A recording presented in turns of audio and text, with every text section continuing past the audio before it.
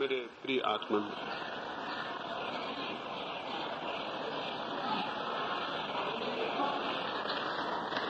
धर्म के संबंध में कुछ आपसे कहूं, इसके पहले कि धर्म के संबंध में कुछ बात हो, ये पूछ लेना जरूरी है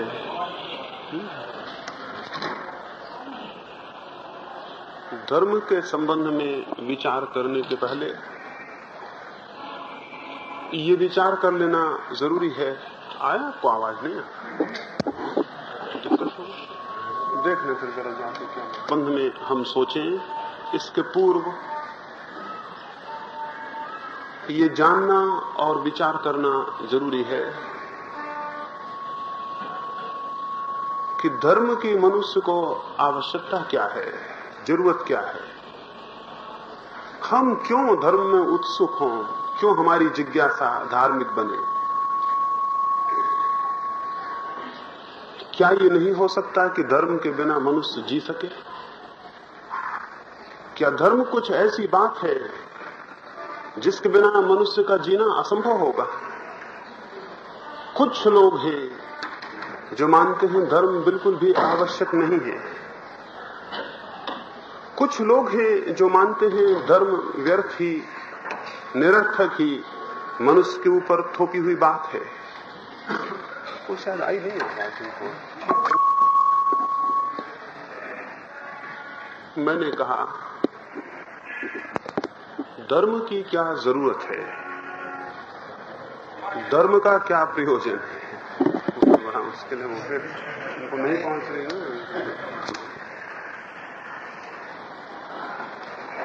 मैं सोचता था कि क्या आपसे कहूं। मुझे स्मरण आया कि धर्म के संबंध में कुछ कहने के पहले ये विचार करना और ये जिज्ञासा करनी, इस संबंध में चिंतन और मनन करना उपयोगी होगा कि क्या मनुष्य धर्म के बिना संभव नहीं है? क्या मनुष्य का जीवन धर्म के अभाव में संभव नहीं है? क्या हम धर्म को छोड़ दें तो मनुष्य के भीतर कुछ नष्ट हो जाएगा?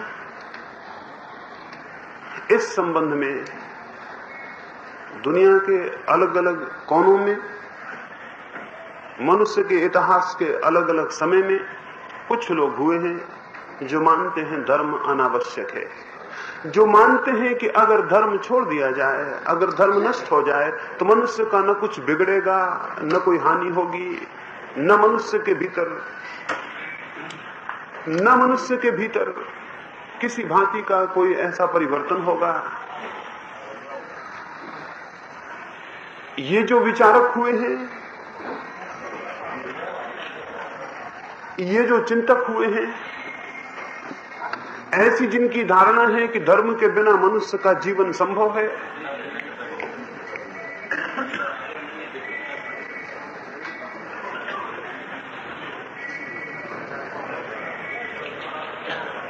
कि ऐसी मान्यता है कि धर्म के बिना मनुष्य का जीवन संभव है,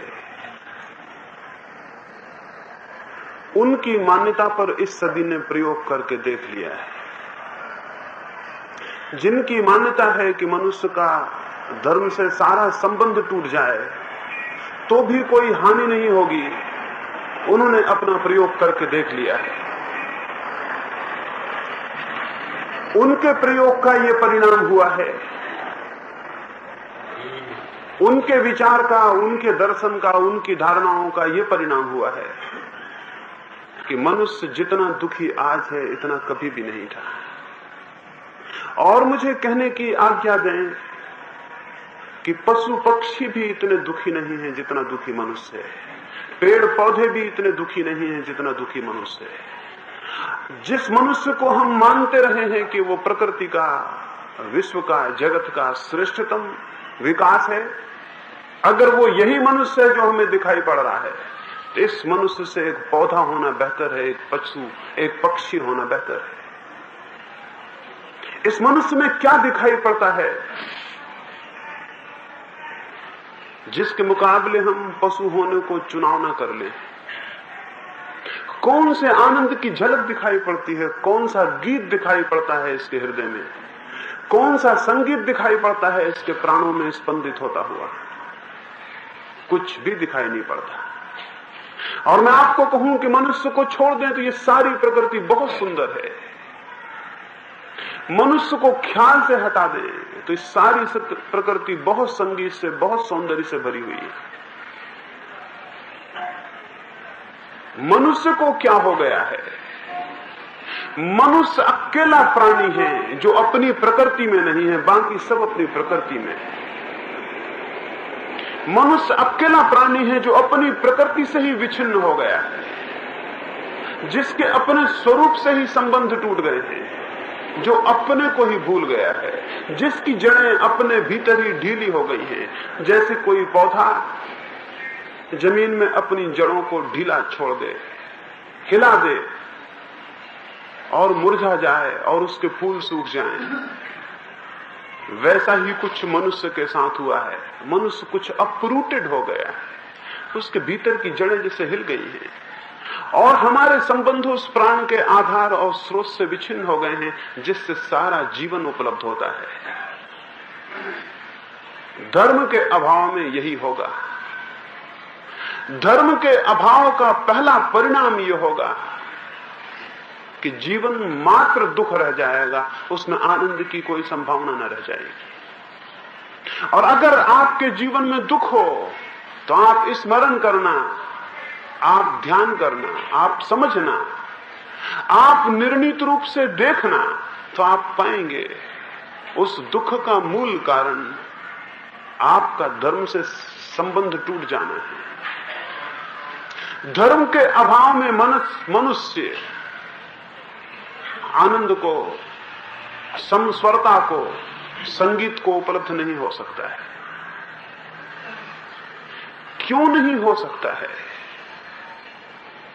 इसलिए नहीं हो सकता है कि धर्म का कोई संबंध परमात्मा और आत्मा से सीधा नहीं है। धर्म तो वस्तुतः मनुष्य के भीतर संगीत उत्पन्न करने की एक कला है। जो लोग धर्म को निषेध के रूप में सोचते हो कि ये छोड़ना धर्म है, ये छोड़ना धर्म है, वो गलती में है। धर्म तो किसी पॉजिटिव, किसी विधायक संगीत को उपलब्ध करने की विधि और व्यवस्था है। हम जैसे अपने को पाते हैं जन्म के बाद, वो हमारा स्वरूप, वो हमारी प्रकृति नहीं है। हम जैसा अपने को पाते हैं वो हमारे होने की अंतिम संभावना नहीं है। और हमारे भीतर बहुत कुछ है जो यदि विकसित हो जाए, बहुत सी दिशाएं हैं अगर वे पल्लवित हो जाएं, और बहुत से बीज हैं अगर वे वृक्ष हो जाएं, तो हम इसी जीवन में अपूर्व आनंद को और शांति को अनुभव करेंगे।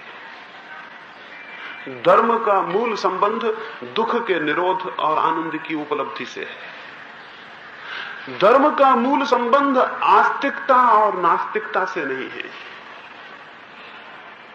आप ईश्वर को न माने कोई हर्ज नहीं है, आप आत्मा को न माने कोई हर्ज नहीं है, आप शास्त्रों को न माने कोई हर्ज नहीं है, लेकिन अगर आपने धर्म को न माना तो आप नष्ट हो जाएंगे। आप कहेंगे मैं ये क्या कह रहा हूं? अगर हम ईश्वर को न माने, आत्मा को न माने, सिद्धांतों को न माने, तो धर्म को मानने का मतलब क्या होगा?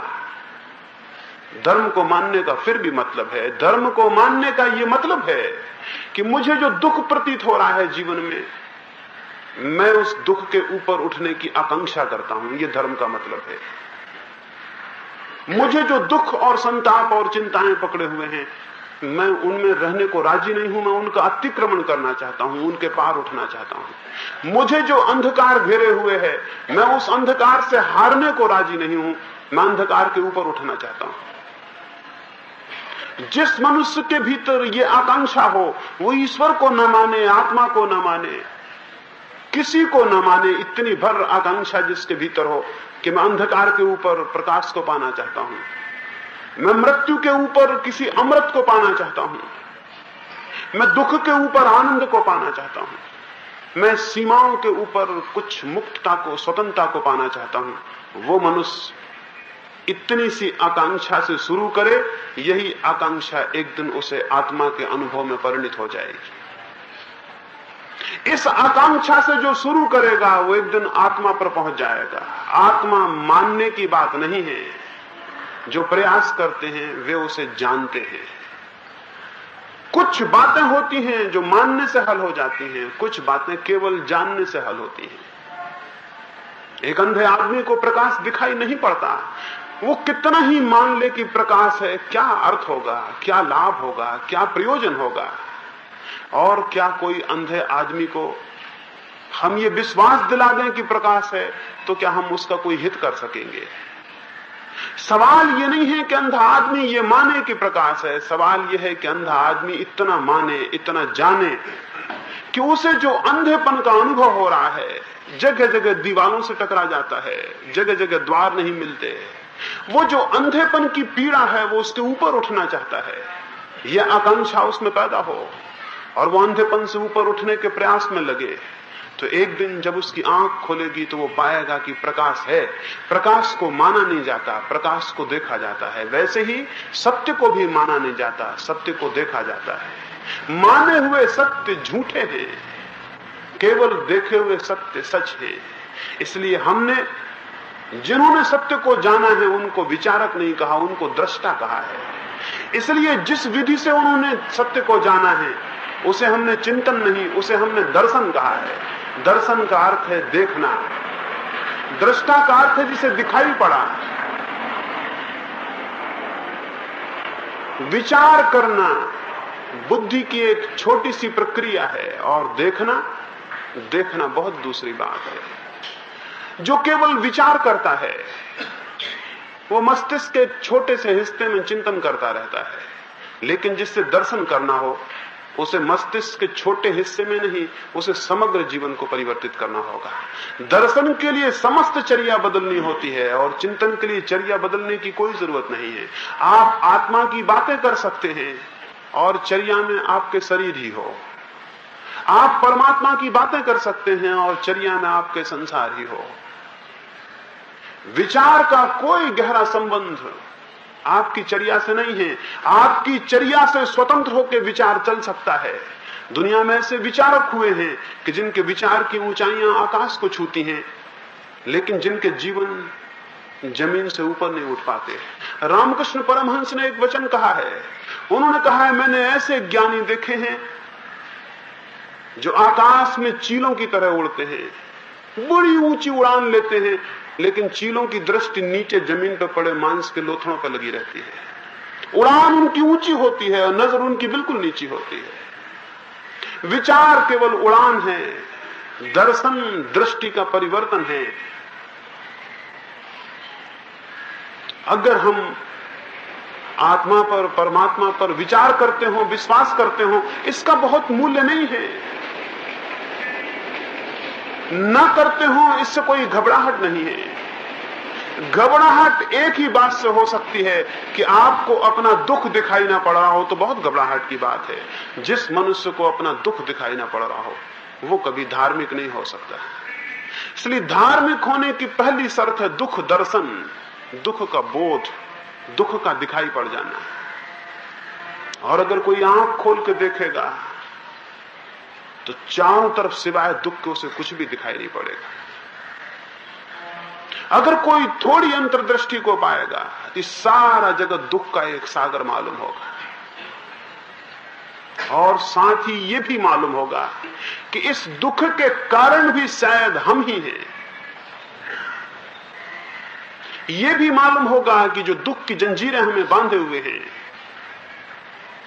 जो दुख की दीवारें हमें घेरे हुए हैं, जो दुख के कांटे हमें छेदे हुए हैं, वे भी हमारे अपने लगाए हुए और बोए हुए हैं। पहली बात है दुख का दर्शन और दूसरी बात है इस बात का दिखाई पड़ जाना कि दुख मेरे कारण है। अगर सिर्फ दुख का दर्शन हो और ये न मालूम पड़े कि दुख मेरे कारण है तो उस दुख से मुक्त नहीं हुआ जा सकता। जो दुख मेरे ऊपर आता हो, मैं जिसे बुलाता नहीं हूं, उससे कैसे मुक्त होऊंगा? मैं मुक्त भी हो जाऊंगा, वो फिर आ जाएगा। अगर दुख मेरे बिना कारण आता हो तो इस जगत में कोई दुख से मुक्त नहीं हो सकता। इसे स्मरण रखें, दुख से मुक्त होना तभी संभव है जब दुख मैं अपना निर्मित कर रहा हूं, जब दुख को मैंने बनाया हो, जब दुख मेरे कर्मों का परिणाम हो, तो ही दुख से मुक्त हुआ जा सकता है, अन्यथा दुख से मुक्त नहीं हुआ जा सकता। अगर दुख मेरे ऊपर आता हो तो हम मुक्त हो भी नहीं पाएंगे और दुख फिर आ जाएगा।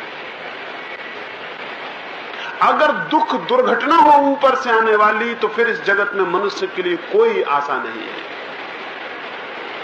आशा एक ही है कि दुख मेरा निर्मित हो, मैंने बनाया हो, मैंने बुलाया हो। दुख मेरा बुलाया हुआ मेहमान हो तो मैं दुख से मुक्त हो सकता हूं, मैं उसे बुलाना बंद कर सकता हूं, मैं उसके निर्माण के सूत्र विलीन कर सकता हूं, मैं वे कारण अलग कर सकता हूं जिनसे दुख पैदा होता है। पहली बात है दुख का दर्शन, दूसरी बात है दुख का मेरे द्वारा निर्मित होना, मेरे कर्मों के द्वारा निर्मित होना।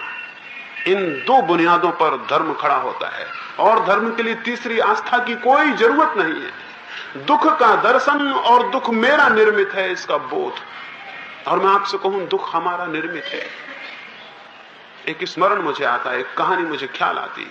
बहुत पुराने समय में एक बड़े राज्य में एक अद्भुत कुशल कारीगर लोहार था। उसकी कुशलता की ख्याति दूर दूर के राज्यों तक थी। उसका बनाया हुआ सामान, उसके लोहे की चीजें दूर दूर तक ख्याति को उपलब्ध हुई थी। दूर दूर के यात्री उसकी चीजों को ले जाते थे। सच में इतना कुशल वो था, उसके बनाए हुए सामान ऐसे थे। फिर उस राज्य पर, उस राजधानी पर जिसका वो लोहार निवासी था, आक्रमण हुआ। वो राजधानी पराजित हुई और उस राजधानी में जो भी विशिष्ट लोग थे, आतताइयों ने उनको पकड़ लिया, उनकी हत्या की कोशिश की। उस लोहार को भी पकड़ लिया गया। वो बहुत धनी था, बहुत यशलब्ध था, बहुत उसकी ख्याति थी। उसे पकड़ के उन्होंने लोहे की जंजीरों में बांध के गड्ढे में पटक दिया। जब उसे गड्ढे में पटक रहे थे तब भी लोहार शांत था। किसी ने उससे पूछा भी कि तुम इतने शांत हो, तो वो मुस्कुराया, उसने कुछ कहा नहीं। उसे विश्वास था कि वो कारीगर है लोहे का इतना बड़ा कि कैसी ही जंजीरें हों उन्हें वो खोल लेगा। उसकी मौत आसान नहीं है। जंजीरें उसके हाथों में डाली गई, वो उस गड्ढे में पटक दिया गया। दुश्मन ये सोच के कि वो अपने आप वहां मर जाएगा, चले गए। जैसे ही वो गए, उसने कड़ियां अपनी जंजीर की पकड़ी और उसने सोचा कि खोजूं कि सबसे कमजोर कड़ी कौन सी है ताकि मैं उसे उखाड़ सकूं। उसने सारी कड़ियां खोजी, एक कड़ी पे आके वो एकदम से घबरा गया। उसकी सारी मुस्कुराहट विलीन हो गई। उसकी आंख में एकदम आंसू आ गया। वो चिल्लाया कि हे परमात्मा, अब क्या होगा? उसने उस कड़ी में क्या देखा? उसने उस कड़ी में अपने दस्तखत देखे। उसकी आदत थी कि वो जो भी चीजें बनाता था उनके कोने में कहीं दस्तखत कर देता था। और अब वो जानता था कि ये कड़ी मेरी बनाई हुई है, इसमें तो कोई कमजोर कड़ी है ही नहीं, इसमें कोई कमजोर कड़ी नहीं है, ये दस्तखत मेरे हैं। और मैं अपने हाथ से चक्कर में पड़ गया। और तब वो चिल्लाया कि हे परमात्मा, अब क्या होगा? लेकिन उसे भीतर से ये आवाज मालूम पड़ी कि घबराने की क्या बात है। अगर कड़ी तेरी बनाई हुई है और अगर तू इतनी मजबूत कड़ियां बनाने में कुशल रहा है, तो क्या उतनी ही मजबूत कड़ियों को तोड़ने में कुशल नहीं होगा? उसे ऐसा ख्याल उठा भीतर कि अगर इतनी मजबूत कड़ियां बनाने में मैं कुशल रहा हूं, तो क्या इतनी ही मजबूत कड़ियां तोड़ने में मैं कुशल नहीं हो सकूंगा? जो जितनी दूर तक बनाने में कुशल है, उतनी ही दूर तक मिटाने में भी कुशल होता है। उसका आश्वासन लौट आया और वो कड़ियां तोड़ने में समर्थ हो सका। मैं आपको कहूं, ये कहानी हम सब की कहानी है और हम सब गड्ढों में पड़े हैं और हम सब के हाथ पैर में कड़ियां हैं और वे हमारी बनाई हुई हैं। और अगर गौर से देखेंगे तो किसी न किसी कड़ी पे आपको अपने दस्तखत मिल जाएंगे। आपको दिखाई पड़ जाएगा ये मेरी बनाई हुई है। और जब आपको लगेगा कि मेरी बनाई हुई कड़ियां और मैं उनमें बंधा हूं, इस दुनिया में कोई किसी दूसरे का कैदी नहीं है। स्मरण रखें, इस दुनिया में कोई किसी दूसरे का कैदी नहीं है। हर आदमी अपना कैदी है, अपना कैदी। और हर आदमी के हाथ पैर में अपनी जंजीरें हैं, किसी दूसरे की नहीं। इसलिए कभी किसी दूसरे को दोष मत देना अपने दुख का। कभी किसी दूसरे पर सोचना मत कि दूसरा कारण है मेरे दुख का। अगर दूसरा कारण है तुम्हारे दुख का, तो तुम्हारे लिए कोई आशा नहीं है। तुम फिर कभी आनंद को उपलब्ध नहीं हो सकते, क्योंकि दूसरे हमेशा मौजूद रहेंगे। और अगर दूसरे कारण बन सकते हैं तो तुम क्या करोगे? एक ही आशा है कि कारण मैं हूं, तो कारण तोड़ दिया जाए तो जमीन ऐसी ही रहेगी, लोग ऐसे ही रहेंगे, लेकिन मेरा दुख विलीन हो जाएगा। तो पहली बात ये बोध कि मेरे दुख का कारण मैं हूं। आप अपने दुख पर अनुस्मरण करें, अपने दुख पर विचार करें। क्या है आपका दुख, क्या है पीड़ा? तो आपको हर पीड़ा में खोजने पर अपने हाथ की बनी हुई कड़ी दिखाई पड़ेगी।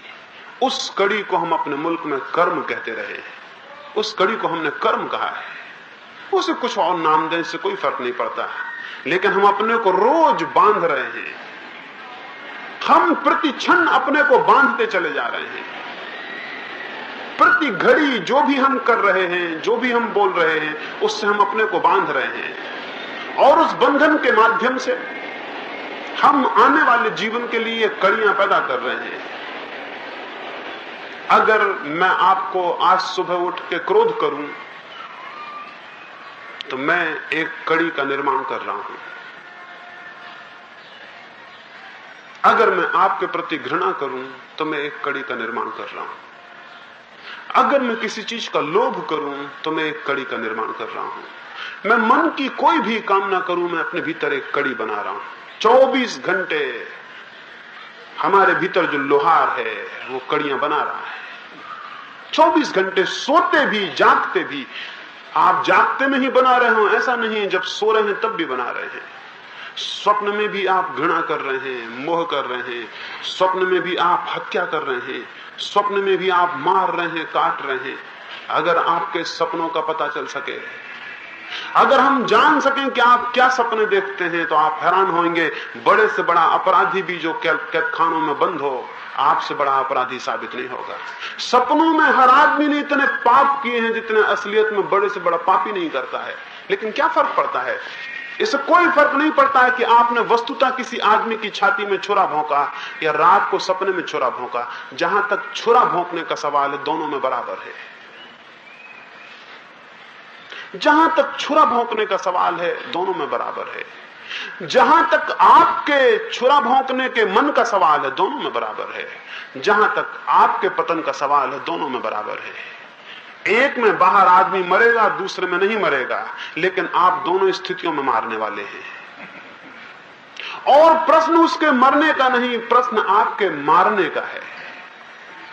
यह महत्वपूर्ण नहीं है कि वो मरेगा या नहीं, महत्वपूर्ण यह है कि आपने मारा। हम जागते में कड़ियां बना रहे हैं, हम स्वप्न में कड़ियां बना रहे हैं, हम 24 घंटे कड़ियों को गूंथते चले जा रहे हैं। फिर ये कड़ियां इतनी बड़ी हो जाएंगी, आप छोटे होंगे और कड़ियों का पहाड़ होगा, और उस पहाड़ के नीचे दबे हुए आप तड़फेंगे। वही दुख है। दुख और कुछ भी नहीं है। एक ही दुख है कि हम ही एक पहाड़ को अपनी छाती पर खड़ा कर लेते हैं, फिर उसके नीचे अगोनी में, उसके नीचे फिर संताप में चिल्लाते हैं, रोते हैं, बिलखते हैं, और उस पहाड़ के इधर उधर जाने का रास्ता नहीं पाते। वो पहाड़ इतना बड़ा हो जाता है और हम इतने छोटे पड़ जाते हैं। ऐसा ही जैसे कोई आदमी एक एक पत्थर रोज उठा के अपने से बांधता चला जाए। साल में 365 पत्थर बांध ले, 10 साल में और हजारों पत्थर बांध ले, और 70 साल की उम्र तक इतने पत्थर हो जाएं कि वो सड़क ना सके, वो हिल ना सके, वो डुल ना सके। ऐसी ही हमारी स्थिति है। अपने को देखें तो आप पाएंगे कितनी कड़ियां और कितने पत्थर आप लटकाए हुए हैं अपने चारों तरफ, और उनसे दबे जा रहे हैं, और गति बंद हो गई है। जो आकाश में उड़ सकते थे वो जमीन पर पड़े हैं, और जो परमात्मा हो सकते थे वो पशु बने हैं, सिर्फ एक वजह से कि इतना भार है कि उड़ान संभव नहीं है। जिसको धर्म में उड़ना हो उसे निर्भर होना पड़ेगा। निर्भर होते ही जैसे पंख उपलब्ध हो जाएंगे, निर्भर होते ही जैसे आप मुक्त हो जाएंगे और आकाश आपको अपनी तरफ उठा लेगा। एक ही सूत्र है, जो जितना भारग्रस्त होगा उतना नीचे बैठता जाएगा। जो अंतिम भार को उपलब्ध हो जाता है उसको हम कहते हैं वो नरक में चला गया। नरक में चले जाने का और कोई मतलब नहीं है। उसका मतलब है कि इतना ज्यादा पहाड़ उसने अपने हाथ से अपने ऊपर रख लिया कि अब उड़ान की कोई संभावना न रही, अब ऊपर उठने की कोई गुंजाइश न रही। और जो इतना निर्भर हो जाता है कि उसने सारा भार अलग कर दिया, वो अकेला रह गया, अकेली उसकी चेतना रह गई और अब कोई भार नहीं रहा। उसकी चेतना ऊपर उठकर अंतिम उड़ान को उपलब्ध हो जाती है, उसे हम मोक्ष कहते हैं। व्यक्ति के भीतर ये जो घटनाएं घटती हैं, इसके हम रोज सूत्रधार और निर्माता हैं। इसलिए कोई ये सोचता हो कि कभी हम धर्म कर लेंगे और मुक्त हो जाएंगे तो गलती में है। कभी हम विचार करेंगे आत्मा और परमात्मा का और मुक्त हो जाएंगे तो गलती में है। परमात्मा कोई चिंतन विचार से नहीं, अपने इन कड़ियों को ध्यान में लेकर पुरानी कड़ियों को तोड़ने, नई बनती हुई कड़ियों को न बनने देने, भविष्य में जो कड़ियां बनेंगी उनके बीज स्थापित न होने देने से व्यक्ति निर्भरता को उपलब्ध होता है। उसको महावीर ने उस निर्भरता को निर्जरा कहा है। पुरानी कड़ियां टूटे, नई बनती हुई रुक जाएं, बनने की जिनकी संभावना है वो बीज ही दग्ध हो जाएं। ऐसा जो व्यक्ति करेगा वो क्रमशः दुख के बाहर होगा और क्रमशः उसे मुक्ति और स्वतंत्रता उपलब्ध होगी। उसकी कड़ियां टूटेंगी और वो घेरों के बाहर आना शुरू हो जाए। मैंने कहा कड़ियां हम बांधते हैं और हम अपने कैदी हैं, और इन कड़ियों का सूत्रपात कहां होता है? क्यों? अगर कड़ियां न बांधनी हो तो हमें उस केंद्र को देखना होगा जहां से कड़ियां बांधी जाती हैं। बुद्ध के जीवन में उल्लेख है, वो एक दिन सुबह सुबह अपने भिक्षुओं के बीच गए। लोग देख के हैरान हुए, हाथ में वो एक रुमाल लिए हुए हैं, रेशम का रुमाल लिए हुए। बुद्ध कभी कुछ लेके नहीं आते थे। बहुमूल्य एक रेशमी रुमाल लिए हुए वो भिक्षुओं के बीच गए। सभी ने गौर से उस रुमाल को देखा, क्योंकि बुद्ध कभी कुछ लेके नहीं आते थे।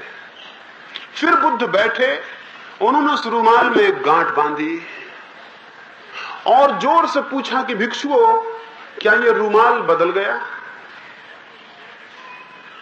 एक भिक्षु ने खड़े होकर कहा, एक अर्थ में तो रुमाल वही है और एक अर्थ में रुमाल बदल गया। रुमाल वही है क्योंकि रुमाल में न कुछ जोड़ा गया है न कुछ घटाया गया है, रुमाल वही है। लेकिन रुमाल बदल गया क्योंकि पहले उस पर गांठ ना थी, अब उस पर गांठ है। बुद्ध ने कहा, भिक्षुओं, जिनके चित्त पे कड़ियां पड़ी हैं, बंधन पड़े हैं, क्या वे बदल गए? उसने कहा, निश्चित ही उस रुमाल की तरह ही मुझे समझ आ गया। एक अर्थ में वे वही हैं क्योंकि उनके भीतर न कुछ जोड़ा गया है न कुछ घटाया गया है, लेकिन दूसरे अर्थ में वे बदल गए हैं क्योंकि उनके चित्त पर गांठें पड़ गई हैं। बुद्ध ने ऐसे उस पर 6 गांठें बांधी और तब उन्होंने कहा, भिक्षुओं, मैं ये पूछता हूं कि मुझे इन गांठों को खोलना है तो मैं क्या करूं? और उन्होंने उस रुमाल को जोर से खींचा। उन्होंने क्या किया, मेरे खींचने से गांठें खुल जाएंगी। एक भिक्षु ने कहा, आप कैसी बात कर रहे हैं? आप जब रुमाल को खींच रहे हैं तो गांठें और बंधती जा रही हैं। अगर गांठों को खोलना हो तो जिस भांति वे बांधी गई हैं उसके विपरीत चलना होगा। अगर गांठों को खोलना हो तो आप तो खींच रहे हैं तो वे और बंध जाएंगी। गांठों को खोलना हो तो जिस भांति वे बांधी गई उसके विपरीत चलना होगा। तो उस भिक्षु ने कहा कि मुझे रुमाल दें, मैं देखूं कि गांठें कैसे बांधी गई तो मैं बता सकूंगा कि कैसे खोली जा सकती है। तो मैंने जो आपसे कहा कि दुख की जो कड़ियां हमने बांधी, अगर उन्हें खोलना हो तो ये जानना होगा कि वे कैसे बांधी गई हैं, हम कैसे उनको बांधते हैं, और अगर हम उसके विपरीत चलेंगे तो वे खुल जाएंगी। इससे ज्यादा और कोई बात नहीं है, इतनी ही सरल बात है। या इतनी ही कठिन बात भी है। और अक्सर हम ये करते हैं कि जो गांठें खोलने जाते हैं वो भी रुमाल को खींचने लग जाते हैं, उनकी गांठें और बंधती चली जाती हैं। वो इस भ्रम में होते हैं कि हम खोल रहे हैं और उल्टी गांठें बंधती चली जाती हैं। इसलिए बहुत से धार्मिक लोग जिनकी आकांक्षा तो शुभ होती है, लेकिन सम्यक बोध ना होने से जो भी करते हैं उसमें गांठें और बंधती चली जाती हैं। एक भारतीय सन्यासी भारत के बाहर गया, वहां एक राजा ने आके उससे पूछा कि मैंने करोड़ों रुपयों के मंदिर बनवाए हैं, और मैंने करोड़ों रुपयों के धर्मशास्त्र बंटवाए हैं, और मैंने करोड़ों रुपयों से धर्म की प्रभावना की है, और मैंने करोड़ों भिक्षुओं साधु सन्यासियों को भोजन और वस्त्र दिए हैं, इससे मुझे क्या लाभ होगा? उस सन्यासी ने कहा, ये रुमाल को सीधा खींचना हो गया। उसने कहा, कौन सा रुमाल? और मैंने जो कहानी आपको कही उसने ये कहानी कही। उसने कहा, ये रुमाल को उल्टा खींचना हो गया। मैंने करोड़ों रुपयों के मंदिर बनवाए हैं, इसका लाभ क्या होगा? ये गांठ खुलेगी नहीं और बंध जाएगी। मैंने इतना दान धर्म किया है तो लाभ क्या होगा? तो गांठ खुलेगी नहीं और बंध जाएगी। मैंने इस वर्ष इतने उपवास किए हैं तो लाभ क्या होगा? तो गांठ और बंध जाएगी। मैंने ये छोड़ा है तो लाभ क्या होगा? तो गांठ और बन जाएगी। क्योंकि गांठ पकड़ने और छोड़ने की नहीं है, गांठ तो लाभ को लेने की है। आप खींच रहे हैं वो और बंधती चली जाएगी। इसलिए आप हैरान होंगे, अत्यंत विनीत आदमी में अत्यंत गहन अहंकार उपलब्ध हो जाएगा, क्योंकि गांठ उल्टी खींची जा रही है। विनीत आदमी में अहंकार उपलब्ध हो जाएगा। जिसने सब छोड़ा है उसके भीतर लोभ बैठा हुआ मिल जाएगा। गांठ उल्टी खींच रहा है, ऊपर से दिखाई पड़ रहा है वो गांठ खोल रहा है। गांठ खुल नहीं रही, सूक्ष्म होती जा रही है और खिंचती जा रही है। सूक्ष्म होने की वजह से दिखाई कम पड़ती है। मोटी थी तो दिखाई पड़ती थी, सूक्ष्म होती जाती तो दिखाई कम पड़ती है। लेकिन जितनी सूक्ष्म हो रही है उतनी उसकी निर्जरा मुश्किल होती जाएगी। जो गांठ जितनी मोटी है उतनी खोल लेनी आसान है, और जो गांठ जितनी बारीक है उतनी ही खोलनी मुश्किल होती चली जाती है। इसलिए ग्रस्त का जो अहंकार है उसे खोल लेना आसान है, लेकिन अगर सन्यासी को अहंकार हो जाए तो खोलना बहुत मुश्किल हो जाता है। अगर भोगी का जो अहंकार है उसे खोल लेना बहुत आसान है, लेकिन त्यागी में अहंकार हो जाए तो दिखाई नहीं पड़ता, इतनी सूक्ष्म गांठ हो जाती है, बड़ी सूक्ष्म और बड़ी गहरी हो जाती। तो मैं आपको कहूं कि यह हम समझें पहले तो कि गांठ कैसे बांधी जाती है, तो यह समझ में आ जाएगा कि गांठ कैसे खोली जाती है। हर रास्ता दो दिशाओं में होता है। जिस रास्ते से मैं इस भवन तक आया हूं उसी रास्ते पर उल्टा लौट के वहीं पहुंच जाऊंगा जहां से आया था। जमीन पर एक भी ऐसा रास्ता नहीं है जो एक ही तरफ हो, ऐसा तो हो ही नहीं सकता। एक ही तरफ रास्ता हो ऐसा कोई रास्ता नहीं है। कि हो सकता है आप सोचते हैं एक डायमेंशन में रास्ता हो ही कैसे सकता है? जब भी रास्ता होगा तो उसके डायमेंशन, उसके आयाम, उसकी दिशाएं दो होंगी। रास्ता एक होगा, दिशाएं दो होंगी। इसलिए जिस रास्ते पर हम आ गए हों उसी रास्ते पर लौट जाना संभव है। मोक्ष आपके आगे चले जाने से नहीं मिलेगा, इसे स्मरण रखें। मोक्ष जिस तरफ आप चले जा रहे हैं उस तरफ जाने से नहीं मिलेगा, बल्कि उस तरफ जाने से मिलेगा जिस तरफ से आप चले आ रहे हैं। लौटने से, पीछे लौटने से। एक सन्यासी को बहुत वर्षों पहले एक नदी के किनारे ठहरने का मौका मिला, और सुबह सुबह ही किसी ग्रामीण युवती ने लाकर उसे भोजन दिया। उसने भोजन कर लिया और लकड़ी का जो पात्र था उसे नदी में फेंक दिया। वो पात्र नदी के किनारे पर पड़ा और ऊपर की तरफ बहने लगा। नदी जाती थी इस तरफ, पात्र किनारे पर पड़ा और किनारे की धार का धक्का खा के वो ऊपर चढ़ने लगा। वो सन्यासी हैरान हुआ।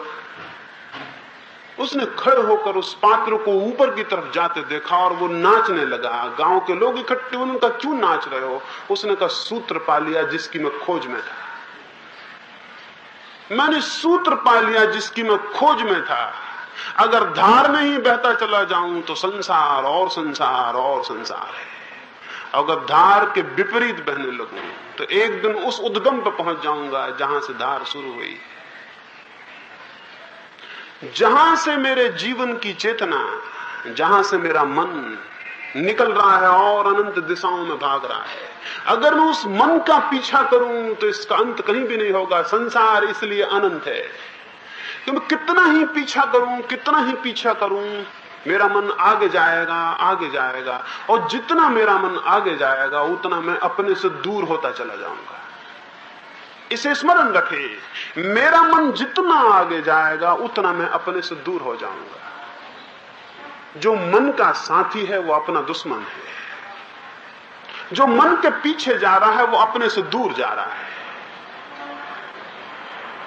अगर अपने पर लौटना हो, उद्गम पर, स्रोत पर, तो मन के पीछे की तरफ बहना होगा। मन की धार में, मन की गंगा में चेतना के पात्र को पीछे की तरफ बहाना होगा।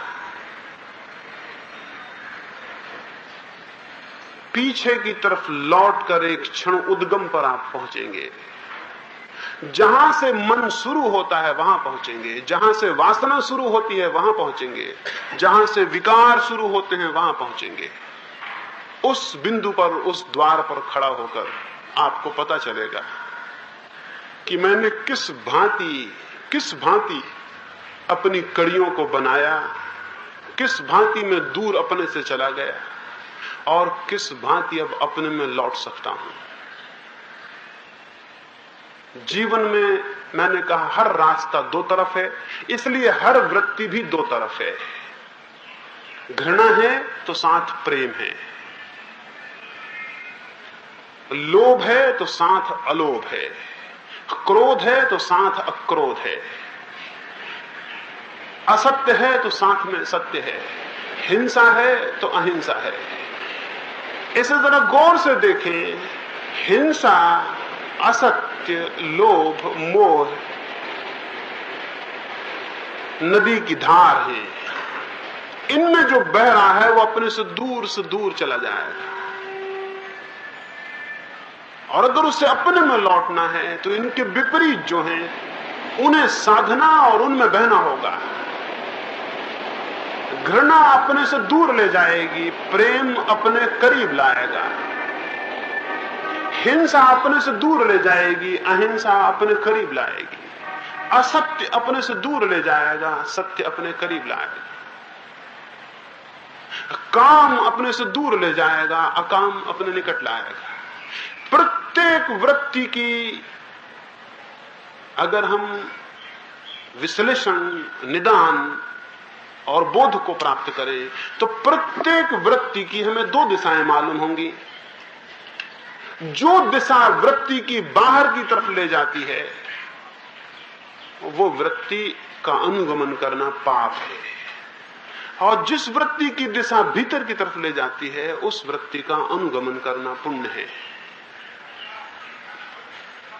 पाप बहिर्गामी दिशा है, पुण्य अंतर्गामी दिशा है। जिसे अंतस में चलना हो, सत्य में चलना हो, आत्मा में चलना हो, उसे अंतसगामी दिशा को पकड़ना होगा।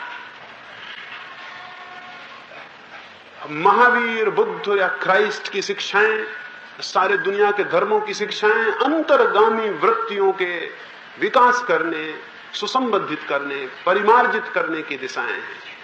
क्राइस्ट ने कहा कि जो तुम्हारे गाल पर चांटा मारे तुम दूसरा गाल उसके सामने कर देना। क्राइस्ट ने कहा, मुझसे पहले लोगों ने कहा है जो तुम्हारी आंख एक फोड़ दे तुम उसकी दोनों आंख फोड़ देना। मुझसे पहले लोगों ने कहा है जो तुमको ईंट मारे तुम उसको पत्थर से जवाब देना। लेकिन मैं तुमसे कहता हूं कि जो तुम्हारे एक गाल पर चांटा मारे तुम दूसरा गाल उसके सामने कर देना, और जो तुम्हारे ऊपर अदालत में कोर्ट छीनने के लिए मुकदमा चलाए तुम उसे साथ में कमीज भी भेंट कर देना। अजीब बात कही। तो बिल्कुल अजीब बात कही कि कोई मुझ पर मुकदमा चलाए अदालत में कि कोट जो पहने हुए हैं मेरा है, तो क्राइस्ट ने कहा तुम तत्क्षण कमीज भी उसको भेंट कर देना, और जो तुम्हारे एक गाल पर चांटा मारे तुम दूसरा उसके सामने कर देना। बिल्कुल अब व्यवहारिक बातें मालूम होती हैं। लेकिन जिस मनुष्य को धर्म को और सत्य को और आनंद को उपलब्ध होना हो, उसे बड़ी अब व्यवहारिक बातें करनी पड़ेंगी। धर्म बिल्कुल अब व्यवहारिक है। अब व्यवहारिक इसी अर्थों में है कि वो धारा में नहीं बहता। धारा में बहना हमेशा व्यवहारिक है। सारी दुनिया जिस तरफ जा रही है, कुछ पागल इस जमीन पर हमेशा पैदा हमें मालूम होते हैं जो उल्टे जा रहे हैं, और आखिर में हम पाते हैं कि हम जो कि सबके साथ गए कहीं नहीं पहुंचे, और जो अकेले गए वो कहीं पहुंच गए हैं। धर्म अकेले होने का साहस है, और जो अकेला होने को तैयार नहीं होगा वो कभी धार्मिक नहीं हो सकता।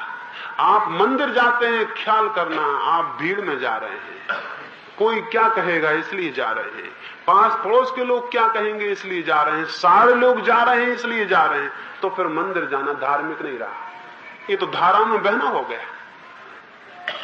परंपरा कहती है इसलिए कर रहे हैं, तो फिर ये धर्म ना रहा, क्योंकि तो धारा में बहना हो गया।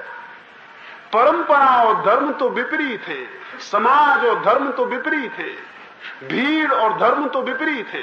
आप भीड़ में अगर बहते हो तो पुण्य भी करिए तो भी धारा में बहे चले जा रहे हैं, आप उससे धार्मिक नहीं होंगे। धार्मिक होने के लिए अरण्य का और अकेले का, भीड़ से और परंपरा से भिन्न एकांत का मार्ग व्यक्ति को चुनना होगा, तब वो पीछे चलेगा। क्राइस्ट ने जो ये कहा कि अपना गाल उसके सामने कर दो, ये बात कितनी आसान दिखाई पड़ती है, आसान नहीं है। सवाल ये नहीं है कि मैं गाल उसके सामने कर दूं, सवाल ये है कि जब वो मुझे चोट करे तो मेरे भीतर प्रेम पैदा हो।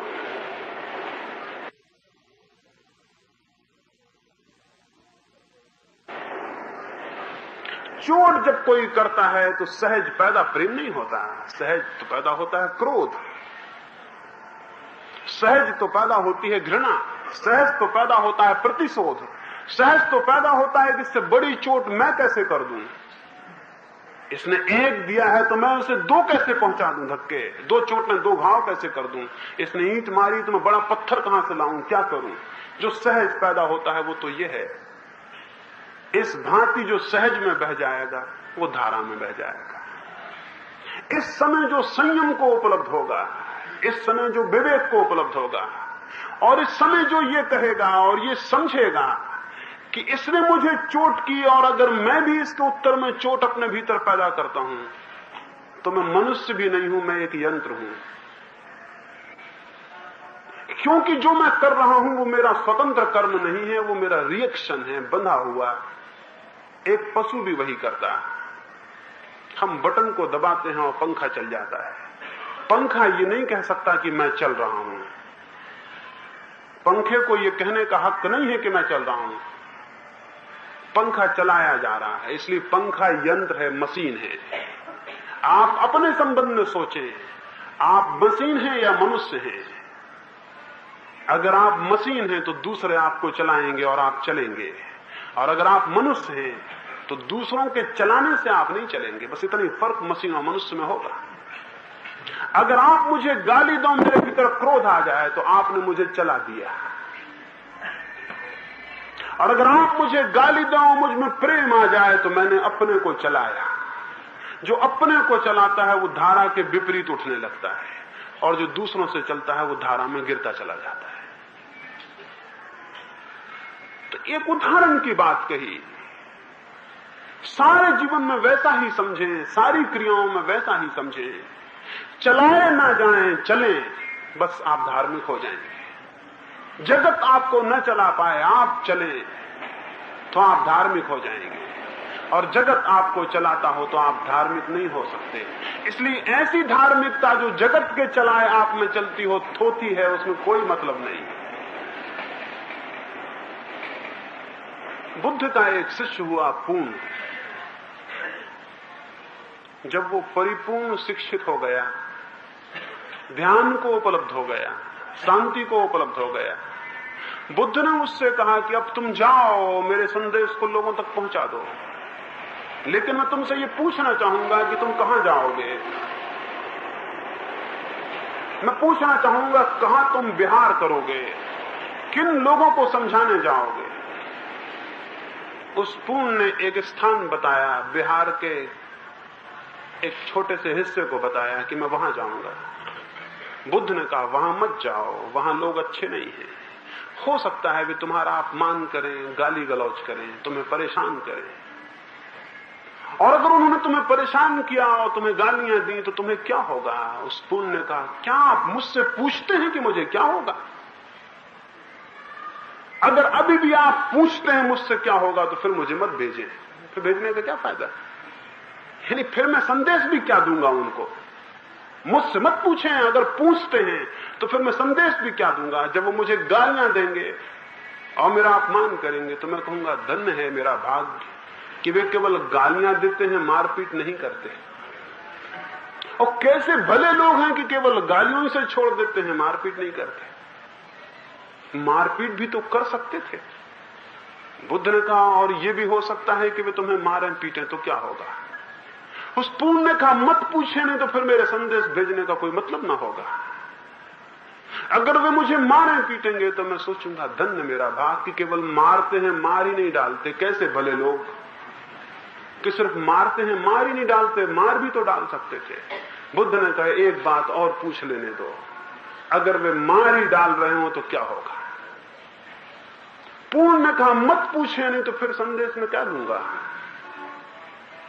अगर वे मुझे मार ही डालेंगे तो मैं सोचूंगा धन्य मेरा भाग्य कि जिस जीवन में बहुत भूलें हो सकती थी वो समाप्त हुआ, और धन्य वे लोग जिन्होंने उस जीवन से छुटकारा दिया जिसमें कोई भूल हो सकती थी।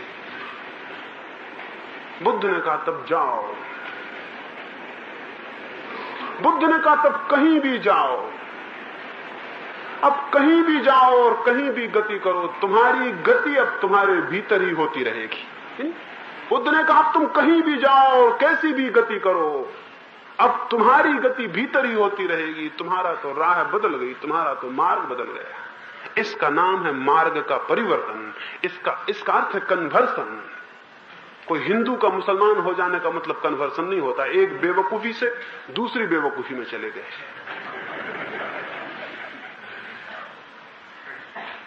कन्वर्सन या परिवर्तन का मतलब होता है बाहर की तरफ से जाना छोड़कर भीतर की तरफ चले गए। जो दिशाएं बाहर भागती थी उन्हें छोड़ा।